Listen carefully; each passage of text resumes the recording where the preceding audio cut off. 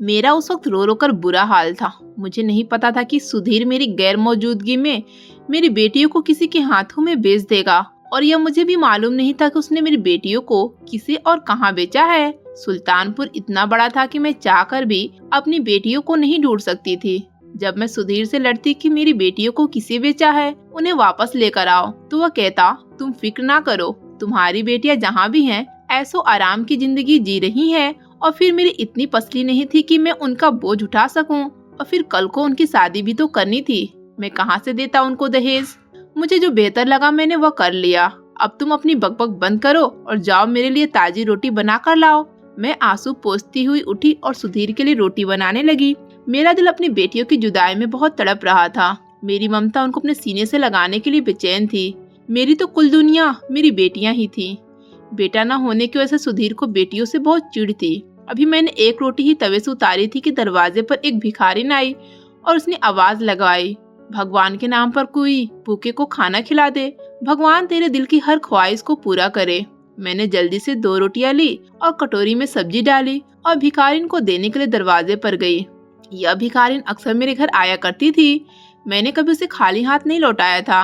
अपने घर में चाहे खाने के लाले पड़े होते, फिर भी मैं कुछ न कुछ उसे जरूर देती। जब मैंने उसे रोटी दी तो उसने वह रोटी अपने साथ अपने बच्चे को भी खिलाई और खुद भी खाई और दुआएं देती हुई वहाँ से चली गई। मैं दिन रात भगवान से प्रार्थना करती थी कि किसी तरह मुझे मेरी बच्चियों से मिलवा दे। मुझे नहीं पता था कि मेरी प्रार्थना इतनी जल्द पूरी हो जाएगी। एक दिन जब मैं रात के लिए खाना बना रही थी तो वही भिखारिन आई और उसने वही आवाज लगाई कि भगवान के नाम पर कोई भूखे को खाना खिला दे। मैंने प्लेट में चावल डाले और उसे देने के लिए दरवाजे पर गई। उसने तो चावल थैले में डाले और बोली, बेटी मुझे तुम परेशान लग रही हो, अगर तुम बुरा ना मानो तो क्या मैं इस परेशानी की वजह पूछ सकती हूँ। मैं बोली, तुम जानकर क्या करोगी। उसने खुद ही पूछ लिया, तुम्हारी बेटियाँ किधर हैं और वो नजर क्यों नहीं आती। पहले तो वही मुझे खाना दिया करती थी। उसके पूछने पर मैं रोने लगी। मैं बोली, मैं तो खुद नहीं जानती मेरी बेटियां किधर हैं और किस हाल में हैं। तो जो बात भिखारी ने मुझसे कही मैं वो जानकर बहुत खुश हुई। वो कहने लगी, तुम परेशान क्यों होती हो, मैं तुम्हें बताती हूँ कि तुम्हारी बेटियां किधर हैं और किस हाल में हैं और तुम जाकर उनसे मिल भी सकती हो। मैंने उसका हाथ थामा और बोली, मुझे जल्दी से बताओ कि मेरी बेटियां किधर हैं। तो वो भिखारिन बोली, पहले मुझे ये बताओ कि तुम्हारी बेटियां उधर कैसे गयी। तो मैंने उसे बताया कि उनका बाप अपनी बेटियों को बोझ समझता था और खुद कुछ कमाता नहीं था, इसलिए उसने मेरी बेटियों को पैसे की लालच में बेच दिया। अब जल्दी से मुझे बताओ कि मेरी बेटियां किधर हैं और किस हाल में हैं। तो वो भिखारिन बोली, तुम्हारी बेटियां साथ वाले गांव के चौधरी दिलजीत की हवेली में हैं। चौधरी दिलजीत बहुत दयालु इंसान है। एक दिन जब मैंने हवेली के सामने जाकर आवाज लगाई तो अंदर से उन्होंने अपनी नौकरानी को भेजा, जो मुझे अपने साथ हवेली के अंदर ले गई। क्योंकि वो खाने का टाइम था, सब लोग हवेली में खाना खा रहे थे। चौधरी दिलजीत ने अपनी नौकरानी से कहकर मुझे खाना दिलवाया। मैंने पेट भरकर खाना खाने के बाद चौधरी दिलजीत से कहा कि मेरे बच्चे घर में भूखे हैं, तो उन्होंने थैला भर के मुझे खाना दिया। और हाँ, मुझे याद आया, मैंने वहाँ तुम्हारी 2 बेटियों को देखा था जिन्होंने बहुत खूबसूरत कपड़ा पहना हुआ था और मालकिन की तरह कुर्सियों पर बैठी खाना खा रही थी। पहले तो मुझे ये नजर का धोखा लगा, लेकिन जब मैंने दिमाग पर जोर दिया तो मुझे याद आया कि मैंने तो उन्हें तुम्हारे घर देखा था, इसलिए मैंने आज तुम्हारी बेटियों के बारे में तुमसे पूछा। तुम फिक्र ना करो, तुम्हारी बेटियां वहाँ बहुत ऐसो आराम में हैं। नौकर उनके आगे पीछे फिरते हैं। चौधरी दिलजीत, जो कि पहले बहुत जालिम चौधरी था, उसने बहुत से लोगों की जमीनें हड़प ली। फिर पता नहीं भगवान का क्या कहर हुआ कि उसकी बीवी की तबीयत अचानक बहुत खराब हो गई और वह कोमा में चली गई। उसके बाद चौधरी दिलजीत एक दयालु इंसान बन गया है। तब से चौधरी दिलजीत ने सारे बुरे काम छोड़ दिए हैं। उसने लोगों की छीनी हुई उनकी जमीनें भी वापस कर दी है। ये सब जानने के बाद मैंने सुख का सांस लिया, वरना मैं तो ये सोच सोच कर बहुत परेशान थी कि पता नहीं मेरी बेटियों के साथ क्या सुलूक हो रहा होगा और वह किस हाल में होंगी। वह भिखारिन सब कुछ बताने के बाद वहाँ से चली गई और मैं यह सोचने लगी कि मैं वहाँ कैसे जाऊंगी, क्योंकि अगर मैं अपने पति को वहाँ जाने के बारे में बताती तो वह मुझे कभी भी जाने नहीं देता। रात को जब मेरा पति घर आया तो मैंने उससे कहा कि मैं कुछ दिन के लिए अपने मायके जाना चाहती हूँ। सुधीर बोला, पहले तो तुमने कभी मायके जाने का नाम नहीं लिया जब से तुम्हारी माँ इस दुनिया से गई है। मैंने कहा, मैं अपनी बेटियों को याद करके हर वक्त रोती रहती हूँ और परेशान रहती हूँ। उधर जाऊंगी तो मेरा दिल भी बदल जाएगा। कुछ दिन रहने के बाद मैं वापस आ जाऊंगी। सुधीर मान गया। उसने किराए के लिए मुझे कुछ पैसे थमाए। मैंने जल्दी से कुछ कपड़े साथ लिए और घर से निकल गई। पहुँचते पहुँचते मैं उस गांव तक पहुँची। मुझे चौधरी दिलजीत की हवेली का पता नहीं था। मैंने एक औरत से पूछा कि चौधरी दिलजीत की हवेली कहाँ है। वो बड़ी हैरत से मेरी तरफ देखने लगी और बोली, तुम कहाँ से आई हो और चौधरी दिलजीत की हवेली का क्यों पूछ रही हो। मैंने उसे यह बात छुपाई कि मैं अपनी बेटियों के लिए यहाँ आई हूँ। मैं बोली कि दुनिया में मेरा कोई आगे पीछे नहीं है। सुना है चौधरी दिलजीत बहुत नेक दिल इंसान है, गरीबों की बहुत मदद करता है, बेसहारों को सहारा देता है। मेहरबानी करके आप मुझे चौधरी दिलजीत की हवेली का पता बता दे। उस औरत ने मेरे साथ एक बच्चा भेजा जो मुझे चौधरी दिलजीत की हवेली के सामने छोड़कर वापस चला गया। वो हवेली कम और कोई महल ज्यादा लग रहा था। मैं हवेली के गेट के सामने खड़ी हवेली को बहुत हैरत से देख रही थी, जो कि बहुत खूबसूरत थी। गेट पर दो बड़ी बड़ी मूंछों और बड़े बड़े बालों वाले गार्ड खड़े थे। उनमें से एक मेरे करीब आकर बोला, हाँ बहन क्या चाहिए, खड़ी क्या देख रही हो, किससे मिलना है। गार्ड का इतना पूछने पर ही मेरे तो पसीने छूट गए, मेरी टांगे कांप रही थी। मैं कांपती हुई आवाज में बोली, भाई मुझे चौधरी दिलजीत से मिलना है। तो वह बोला, क्यों मिलना चाहती हो, क्या काम है। मैं बोली, मुझे काम की जरूरत है, मैं बहुत अच्छा खाना बना लेती हूँ और घर के सारे काम कर लेती हूँ। तो वह गार्ड बोला, चौधरी दिलजीत तो कहीं काम से गए हुए हैं, तुम फिर आ जाना। मैं बोली, मैं बहुत दूर से आई हूँ। तो गार्ड बोला, ठीक है तुम अंदर आ जाओ। वो मुझे अंदर ले गया और बोला, तुम यहाँ लॉन में बैठ जाओ, जब चौधरी दिलजीत आएंगे तो मैं उनसे तुम्हारी मुलाकात करवा दूंगा और यहीं बैठी रहना, अंदर जाने की कोशिश मत करना, वरना यह तुम्हारे लिए अच्छा नहीं होगा, क्योंकि चौधरी दिलजीत की इजाजत के बगैर कोई भी अंदर नहीं जा सकता था। मैंने हाँ में सर हिला दिया तो वह गार्ड वहाँ से चला गया। मैंने लंबा सांस लिया और चौधरी दिलजीत के आने का इंतजार करने लगी। लॉन चूंकि हवेली के अंदर वाले हिस्से के सामने था, मेरी नजरें बार बार हवेली के अंदर वाले हिस्से की तरफ उठ रही थी और मैं दिल में दुआ कर रही थी कि काश मुझे मेरी कोई बेटी नजर आ जाए। लेकिन वहाँ मेरी बेटी तो क्या, कोई और भी मुझे आता जाता नजर न आया। 3 घंटे इंतजार करने के बाद मुझे गाड़ी की आवाज आई तो मैं जल्दी से उठ खड़ी हुई। गाड़ी की आवाज आते ही गार्ड ने जल्दी से गेट खोला। गेट खोलते ही काले रंग की चमचमाती हुई गाड़ी गेट के अंदर दाखिल हुई। गाड़ी के पिछले हिस्से से 2 गार्ड निकले। उन्होंने जल्दी से गाड़ी का दरवाजा खोला तो चौधरी दिलजीत गाड़ी से निकलकर अंदर चले गए। मैं भी चौधरी दिलजीत के पीछे अंदर जाने लगी तो गार्ड ने मुझे रोक लिया। बोला, तुम यहीं इंतजार करो, मैं चौधरी दिलजीत से इजाजत ले लूं, उसके बाद तुम अंदर आ सकती हो। मैं फिर वहीं बैठ गई और गार्ड के वापस आने का इंतजार करने लगी। कुछ देर के बाद गार्ड वापस आया और मुझे अंदर जाने के लिए कहा। मैंने अपने कपड़े वाली पोटली उठाई और अंदर की तरफ चल पड़ी। अंदर जाने से पहले मैंने बड़ा सा घूंघट निकाल लिया था ताकि मेरी बेटियां मुझे पहचान ना सके और मैं देखूं कि मेरी बेटियां किस हाल में हैं। जब मैं अंदर दाखिल हुई तो खौफ के मारे मेरा बुरा हाल था। सामने चौधरी दिलजीत सोफे पर टांग रखे बैठा हुआ था। मैंने जाते ही नमस्ते किया। नमस्ते के जवाब के बाद चौधरी दिलजीत बोला, बेटी बताओ मैं तुम्हारी क्या मदद कर सकता हूँ। मैं बोली, चौधरी साहब मुझे काम की जरूरत है। तो वो पूछने लगा कि तुम कहाँ से आई हो। मैं बोली, मैं साथ वाले गांव से आई हूँ, मेरा इस दुनिया में कोई नहीं है। पहले मैं अपने गांव में किसी के घर काम किया करती थी, वो लोग गांव छोड़कर शहर चले गए हैं, मेरे पास कोई काम नहीं था। तो मुझे किसी ने आपके बारे में बताया कि तुम्हें वहाँ जरूर काम मिल जाएगा। चौधरी साहब मैं घर का सारा काम कर लेती हूँ और खाना भी बहुत अच्छे से बना लेती हूँ, आपकी मेहरबानी होगी अगर आप मुझे काम पर रख लें। कुछ सोचने के बाद चौधरी दिलजीत बोला, मेरी हवेली में पहले ही बहुत नौकर हैं, मुझे नौकर की जरूरत नहीं है। यह लो, या कुछ पैसे हैं, यह रख लो। मेरे गार्ड को अपना पता बता दो, तुम्हें इतनी रकम हर माह मिल जाया करेगी। मैं बोली, नहीं चौधरी साहब मुझे भीख नहीं चाहिए, अगर आप मुझे काम पर रख ले तो मुझे ये पैसे कबूल हैं, वरना मैं ये भीख के पैसे नहीं ले सकती। तो चौधरी ने अपनी नौकरानी को आवाज दी।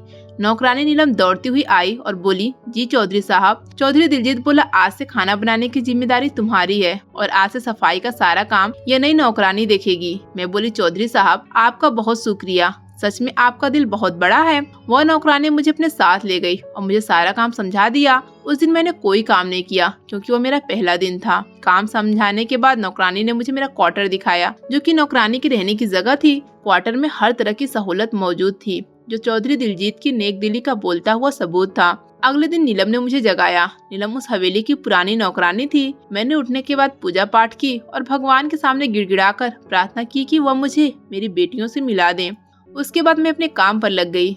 तमाम कमरों की सफाई करने के बाद जब मैं आखिरी कमरे की सफाई करने के लिए उस कमरे की तरफ गई तो एकदम मुझे पीछे से नीलम की आवाज आई, कमरे में मत जाना। मैं बोली, बस इस कमरे की सफाई रह गई है। तो वह बोली, इस कमरे में किसी को भी जाने की इजाजत नहीं है। मैं बोली वह क्यों? नीलम बोली मैं तुम्हें यह बताना जरूरी नहीं समझती, अभी तुम नई नई हो, आहिस्ता आहिस्ता तुम्हें सब पता चल जाएगा। नीचे जो सफाई रह गई है तुम वह कर लो और दोबारा से इस कमरे में जाने की गलती मत करना। यह चौधरी दिलजीत का हुक्म है कि इस कमरे में किसी को ना जाने दिया जाए।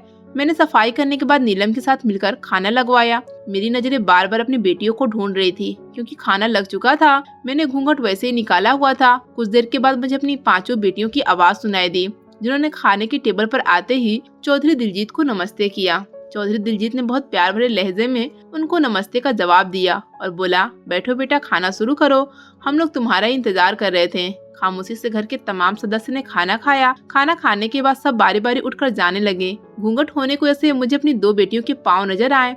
जब उनके पाँव पर मेरी नजर पड़ी तो मेरी ममता तड़प उठी। मैं चाहकर भी उनसे पूछ ना सकी कि उनके पाँव की यह हालत कैसे हुई। वैसे तो चौधरी बहुत नेक दिल बनता फिरता है, मुझे लगता है कि उसका यह नेक दिली बस दिखावे की है। असल में तो यह वही जालिम चौधरी है जो कि पहले कभी हुआ करता था। तमाम काम खत्म करने के बाद जब मैं अपने क्वार्टर में गई तो मैं नीलम से बोली, नीलम तुमसे एक बात पूछूं? तो वह बोली हाँ पूछो। मैं बोली वो लड़कियां कौन है जो खाने की टेबल पर बैठी थी?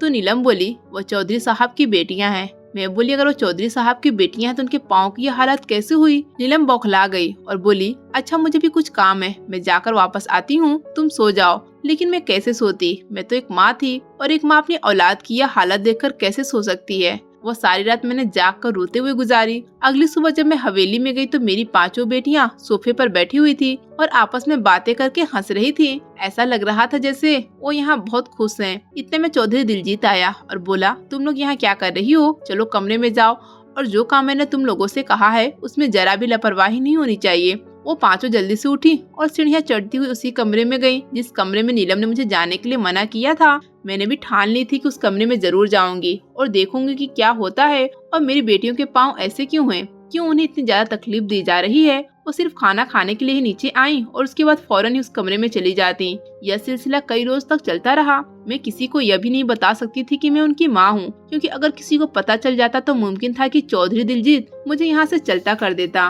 मैंने फैसला कर लिया कि मैं किसी न किसी तरह उस कमरे में जरूर जाऊंगी और पता लगाऊंगी कि आखिर राज क्या है। ये दिन तमाम कमरों की सफाई करने के बाद मैं बहुत हिम्मत करके उस कमरे की तरफ आ गई। अपने इर्द गिर्द चारों तरफ देखी। जब मुझे यकीन हो गया कि मेरे आसपास कोई भी नहीं है तो मैंने हिम्मत करके दरवाजा खोला। दरवाजा खोलते ही जो मंजर मैंने देखा वो देखने के बाद मेरा कलेजा मुंह को आ गया। मैं बयान नहीं कर सकती कि उस वक्त मेरी क्या हालत थी। उसी वक्त मेरे पीछे से किसी की आवाज आई, तुम्हारी हिम्मत कैसे हुई इस कमरे तक आने की? मैंने जल्दी से दरवाजा बंद कर दिया। मैंने पीछे मुड़कर देखा तो चौधरी दिलजीत बहुत गुस्से में मुझसे बोला, क्या तुम्हें किसी ने बताया नहीं कि इस कमरे में किसी को भी जाने की इजाजत नहीं है? इतने में चौधरी दिलजीत नीचे आया तो मैं उसके पाँव पड़ गई। चौधरी साहब, भगवान के वास्ते मुझे माफ कर दें, आज के बाद कभी ऐसी गलती नहीं करूंगी। मुझे बस नौकरी से ना निकालें, मेरा और कोई ठिकाना नहीं। चौधरी बोला, अच्छा ठीक है, जाओ जाकर अपना काम करो, अब मुझे अब कभी शिकायत का मौका नहीं मिलना चाहिए। अगले दिन हवेली को रंग बिरंगी फूलों से सजाया जा रहा था। नीलम मुझसे बोली, सुमन, आज पूरे घर की अच्छी तरह से सफाई करने के बाद किचन में आ जाना और खाना बनाने में मेरी मदद करना, क्योंकि आज ज्यादा लोगों का खाना बनाना है। मैंने हाँ में सर हिला दिया और अपने काम में लग गई। सफाई का काम खत्म करने के बाद मैं नीलम का हाथ बटाने किचन में चली गई। मैं नीलम से बोली, आज इतनी तैयारी क्यों हो रहा है? क्या कोई आ रहा है? तो नीलम बोली, आज चौधरी साहब के सब बेटे जो कि पढ़ने के लिए विदेश में गए थे, आज सब इकट्ठे हो रहे हैं। इसी खुशी में हवेली को सजाया जा रहा है और चौधरी साहब ने हुक्म दिया है कि खाना बहुत अच्छा होना चाहिए, क्योंकि उनके बेटे काफी सालों के बाद हवेली आ रहे हैं।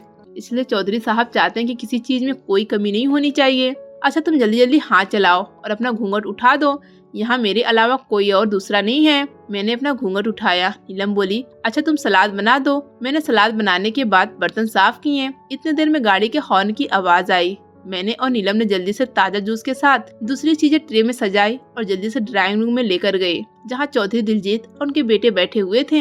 हमारे जाते ही चौधरी दिलजीत के बेटों ने हमें नमस्ते किया। ऐसा लग रहा था चौधरी दिलजीत ने उनकी बहुत अच्छी परवरिश की है। उनकी परवरिश का ही असर था कि उनके बेटों ने नौकरानी को नमस्ते की। उनका बड़ा बेटा बोला, नीलम दीदी जल्दी से खाना लगा दे, मुझे बहुत जोरों की भूख लगी है। नीलम बोली, जी छोटे चौधरी साहब, अभी लगाती हूँ। मैंने और नीलम ने मिलकर खाना लगाया। चौधरी दिलजीत और उनके बेटे खाना खाने लगे। आज मेरी बेटियां खाने की टेबल पर मौजूद नहीं थी। यह बात मुझे परेशान कर रही थी। मैंने तय कर लिया था कि आज रात सबके सोने के बाद मैं उस कमरे में जरूर जाऊंगी, चाहे मुझे इसके लिए नौकरी ही क्यों ना छोड़नी पड़े। और मैं इधर आई तो अपनी बेटियों के लिए ही हूँ। जब सबने खाना खा लिया तो चौधरी दिलजीत के बेटों ने खाने की बहुत तारीफ की। चौधरी साहब बोले, नीलम ये खाना किसने बनाया है? नीलम बोली, चौधरी साहब यह खाना मैंने और सुमन ने बनाया है। चौधरी दिलजीत बोला, आज मैं बहुत खुश हूँ क्योंकि मेरे बेटे कामयाबी के बाद घर लौटे हैं और फिर तुम दोनों ने इतना अच्छा खाना बनाया है। मांगो, आज क्या मांगना है? नीलम बोली, चौधरी साहब मुझे कुछ नहीं चाहिए, भगवान के बाद आपका दिया हुआ सब कुछ है मेरे पास। इससे पहले कि चौधरी दिलजीत मुझसे पूछता, उनका बेटा बोला, पापा मम्मी कैसी हैं? डॉक्टर क्या कहते हैं? तो चौधरी दिलजीत बोला, मुझे उम्मीद है कि तुम्हारी माँ बहुत जल्द ठीक हो जाएगी, क्योंकि वह 1-2 दफा कोमा से बाहर आई है लेकिन फिर वो कोमा में चली जाती है। डॉक्टर ने उम्मीद तो दिलवाई है कि आने वाले दिनों में नहीं तो महीनों में तुम्हारी माँ बिल्कुल ठीक हो जाएगी और फिर उनका ख्याल भी तो इतने अच्छे से रखा जा रहा है। उनके बेटे बोले, हम अपनी माँ को देखना चाहते हैं। तो चौधरी साहब बोले, चलो मेरे साथ, उठकर जाने लगे। तो मैं बोली, चौधरी साहब मुझे आपसे कुछ मांगना है और मुझे उम्मीद है कि आप मुझे खाली हाथ नहीं लौटाएंगे। तो चौधरी दिलजीत बोला, हाँ बताओ क्या मांगना चाहती हो? मैंने चौधरी दिलजीत के सामने अपनी झोली फैलाई और बोली, चौधरी साहब मेरी झोली में मेरी बेटियां डाल दें। चौधरी दिलजीत बोला, कौन सी बेटियां? तुम किन बेटियों की बात कर रही हो? मैं बोली, ओ जो कि मेरे पति सुधीर ने आपको बेची थी और उसके बदले में आपने उसे भारी रकम दी थी। मैंने तो सुना था कि मेरी बेटियां यहाँ बहुत ऐसो आराम में हैं और आप एक बहुत नेक दिल इंसान हैं, लेकिन जब मैंने उन्हें देखा तो मेरी ममता यह देखकर तड़प उठी। जब मैंने अपनी बेटियों के पाँव पर बड़े बड़े छाले बने हुए देखे जो कि पानी से भरे हुए थे। पता नहीं आप लोग कौन सा जुल्म मेरी बेटियों पर ढा रहे हैं। मैं तो यहाँ अपनी बेटियों को बस देखने के लिए आई थी, लेकिन अब मैं अपनी बेटियों को अपने साथ ले जाए बिना वापस नहीं जाऊंगी। चौधरी दिलजीत खामोश रहा। चौधरी दिलजीत के बेटे सवालिया नजरों से अपने बाप की तरफ देखने लगे। इतनी देर में मेरी बड़ी बेटी भागती हुई सीढ़ियों से नीचे आई और बोली, चौधरी साहब जल्दी आए, चौधराइन साहब को होश आ गया है। यह सुनकर चौधरी दिलजीत बहुत खुश हुआ। उसने मेरी बेटी को ऊपर जाने के लिए कहा और मुझसे बोला, सुमन चलो हमारे साथ और खुद देख लेना कि तुम्हारी बेटियां किस हाल में हैं। चौधरी दिलजीत उसी कमरे के सामने जाकर रुका जिस कमरे में जाने को किसी को भी इजाजत नहीं थी। चौधरी दिलजीत और उनके बेटे कमरे के अंदर दाखिल हुए। मैं भी उनके पीछे अंदर चली गई। जब मैंने चोरी छुपे उस कमरे का दरवाजा खोला था तो मुझे मशीनरी के अलावा और कुछ नजर नहीं आया था। वो मशीनरी जो कि अस्पतालों में मरीजों के लिए होती हैं। जब मैंने कमरे की दूसरी तरफ देखा तो मुझे यह देखकर बहुत हैरत हुई कि मेरी बेटियां आरामदेह सोफे पर बैठी हुई हैं। उन्होंने खूबसूरत कपड़ा पहना हुआ था और वह ऐसे लग रही थी जैसे कि उसी हवेली का हिस्सा हो। उनके आगे दुनिया की हर नेमत पड़ी हुई थी। मैंने घूंघट को थोड़ा ऊपर उठाया और अपनी बेटियों को देखा। उनके पाँव पर पानी के जो छाले बने हुए थे वो भी बिल्कुल ठीक थे। मेरी 5 बेटियां सोफे से उठकर चौधरानी के बेड के इर्द गिर्द जमा थी, जो चौधरानी के होश में आने की वजह से बहुत खुश थी। चौधरी दिलजीत डॉक्टर से बोला, डॉक्टर साहब क्या मेरी बीवी खतरे से बाहर है? डॉक्टर बोली, जी आपकी बीवी पूरी तरह ठीक है। तो चौधरी दिलजीत बोला, ये सब इन बच्चियों को ऐसे मुमकिन हो सका है जो कि दिन रात इसके सर पर पहरा देती थी। जैसे ही मेरी बीवी को थोड़ा होश आया तो इस बच्ची ने फौरन से फोन करके आपको बुला लिया। डॉक्टर बोली, अच्छा अब मुझे इजाजत दें, मैं ये कुछ दवाइयाँ लिख कर दे रही हूँ जो कि बकायदा आपको इनको देनी है और इसमें लापरवाही बिल्कुल नहीं होनी चाहिए। नीलम डॉक्टर का बैग उठाए उसे बाहर तक छोड़ने के लिए गई। जब मैंने अपना घूंघट उठाया मेरी बेटियां मुझे अपने सामने देखकर हक्का बक्का रह गई और वो सब मुझसे लिपट कर रोने लगी। तो चौधरी दिलजीत ने प्यार से उनके सिर पर हाथ रखा और बोले, सुमन तुम इनसे पूछ सकती हो कि हमने इनके साथ क्या जुल्म किया है?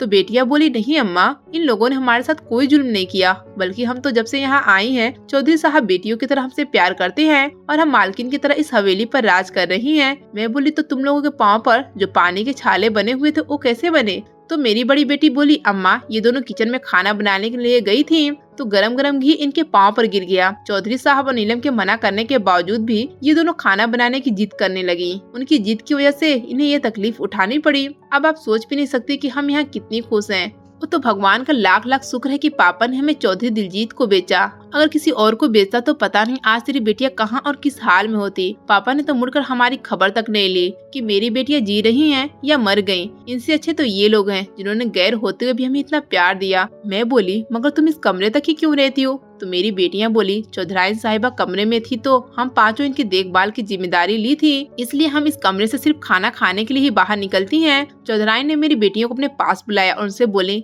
आज तुम लोगों की बदौलत ही मैं ठीक हूँ। मैं तुम लोगों का यह एहसान जिंदगी भर नहीं उतार सकती कि तुम लोगों ने मेरी इतनी देखभाल की जब मैं कोमा में थी, लेकिन आंखें खोलने के बाद सबसे पहले मैंने तुम पांचों को देखा। मैं तुम पांचों को हर वक्त अपने आसपास महसूस करती थी। चौधरी दिलजीत को गहरी सोच में डूबा हुआ देखकर चौधरानी बोली, दिलजीत साहब आप किस सोच में डूबे हुए हैं? तो चौधरी दिलजीत बोला, मैं कुछ सोच रहा हूँ, मगर पता नहीं जैसा मैं सोच रहा हूँ ऐसा मुमकिन हो सकता है कि नहीं। तो चौधरी दिलजीत का बड़ा बेटा बोला, हमें भी तो पता चले पापा आप क्या सोच रहे हैं। तो चौधरी दिलजीत बोला, अगर तुम पांचों को कोई एतराज ना हो तो मैं अपनी पांचों बेटियों की शादी तुम पांचों से करना चाहता हूँ। तो उनके पांचों बेटे बोले, पापा हमें से कोई एतराज नहीं, आप हमारे बड़े हैं और बड़े होने के नाते आप हमारे लिए जो भी फैसला करेंगे हमें वो सर आंखों पर होगा। तो चौधरी दिलजीत मुझसे बोला, सुमन बहन तुम बताओ तुम क्या चाहती हो? क्या तुम वापस अपनी बेटियों को उस दरिंदे इंसान के पास ले जाना चाहती हो जो फिर दोबारा इन्हें किसी और के हाथों बेच सकता है? सुमन बहन तुम मानो या ना मानो, मैं अपनी बेटियों को हरगिज तुम्हारे साथ नहीं जाने दूंगा और एक बाप होने के नाते मैं अभी और इसी वक्त इनकी शादी अपने बेटों से करूंगा, क्योंकि इनसे अच्छी बहुएं इस घर के लिए हमें कोई और नहीं मिल सकती। चौधरी दिलजीत ने उसी वक्त पंडित और खास रिश्तेदारों को बुलाया और बारी बारी मेरी बेटियों का शादी अपने बेटों से कर दिया, यह जानते हुए भी कि उनके बेटे विदेश से पढ़कर आए हैं और मेरी बेटियां बहुत कम पढ़ी लिखी हैं। शादी के बाद मेरी बेटियां मुझसे गले मिलकर बहुत रोईं, तो मैं उनसे बोली, रो मत, तुम लोगों को खुश होना चाहिए कि तुम लोगों को इतने अच्छे ससुराल वाले मिले जो तुम लोगों को माँ बाप की कमी महसूस नहीं होने देंगे। बस मेरी तुम लोगों को यह नसीहत है कि चौधरी साहब और चौधरानी की इज्जत और देखभाल करना, क्योंकि उन लोगों ने ही तुम बेसहारों को सहारा दिया है। मैंने तो चौधरानी साहिबा और चौधरी दिलजीत से इजाजत मांगी कि मैं कभी कभार अपनी बेटियों से आकर मिल सकती हूँ। तो चौधरी दिलजीत बोला, क्यों नहीं सुमन बहन, ये तुम्हारा अपना ही घर है, तुम्हारा जब दिल करेगा तुम आकर अपनी बेटियों से मिल लेना। सबसे इजाजत लेने के बाद मैं अपनी बेटियों को ढेरों दुआएं देती हुई अपने गांव की तरफ चल पड़ी, इस सुकून और इत्मीनान के साथ कि मेरी बेटियां खुशहाल जिंदगी जी रही हैं। दोस्तों उम्मीद करती हूँ आपको हमारी कहानी पसंद आई होगी। कहानी पसंद आई है तो वीडियो को लाइक करें, चैनल पर नए हैं तो चैनल को सब्सक्राइब करें और हाँ, नोटिफिकेशन को जरूर दबाएं ताकि अगली अपडेट सबसे पहले आपको मिले।